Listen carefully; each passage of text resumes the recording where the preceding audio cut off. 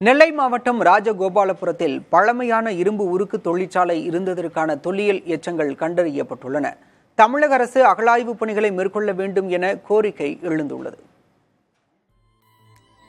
பரந்து விரிந்த நிலப்பரப்பு 1000 ஆண்டுகளுக்கு முன் இரும்பு தொழிற்சாலை இயங்கிய இடம் என்றால் நம்ப முடியாது. தடயங்களும் தொல்லியல் எச்சங்களும் இரும்பு தொழிற்சாலை இருந்ததை உறுதி செய்கின்றன. தொல்லியல் பயிலும் மாணவி அனுஷாவின் ஆர்வமே இவற்றை கண்டறிய உதவியது.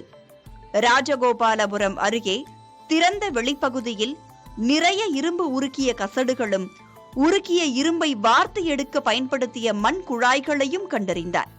அதன் தொன்மையை உணர்ந்த மாணவி அனுஷா அதனை சேகரித்து தான் படித்து வரும் பல்கலைக்கழகத்தின் தொல்லியல் பேராசிரியர்களிடம் ஒப்படைத்தார்.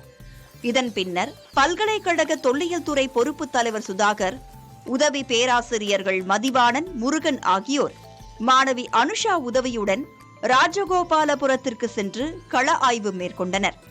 சுமார் 20 ஏக்கர் பரப்பளவிலான இரும்பு கசடுகளை கண்டறிந்தனர்.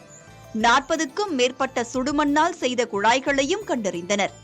இதனை ஆய்வு செய்த தொல்லியல் பேராசிரியர்கள் அங்கு பழங்காலத்தில் பெரிய இரும்பு ஊருக்கு ஆலை இருந்திருக்கலாம் என்று தெரிவித்தனர்.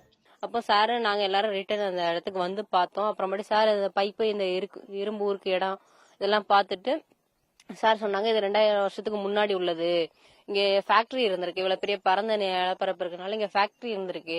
ஒரு சில இடத்துல வந்து மட்டும் இல்லாம நிறைய இடத்துல அந்த இடத்துல இருக்கு இந்த மாதிரி குவியல்கள் அப்படின்னு சொன்னாங்க. இதுக்கப்புறமாட்டி இதை வந்து எஸ்கவேஷன் பண்ணா இங்க வந்து இதுக்கு சிவகலையோட அதிகமான ரிப்போர்ட் கிடைக்கலாம். அந்த இரும்பு பயன்பாடு அதிகமா இருந்திருக்கலாம் அப்படிங்கிறது நம்மளுக்கு தெரியும்.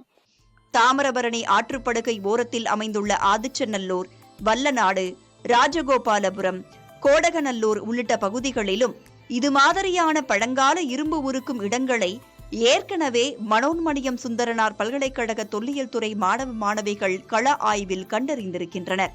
ராஜகோபாலபுரத்தில் உள்ள பழங்கால தொல்பொருட்களை வெளிக்கொண்டு வந்த மாணவி அனுஷாவையும் தொல்லியல் பேராசிரியர்களையும் நெல்லை பல்கலைக்கழக துணைவேந்தர் சந்திரசேகர் பாராட்டினார்.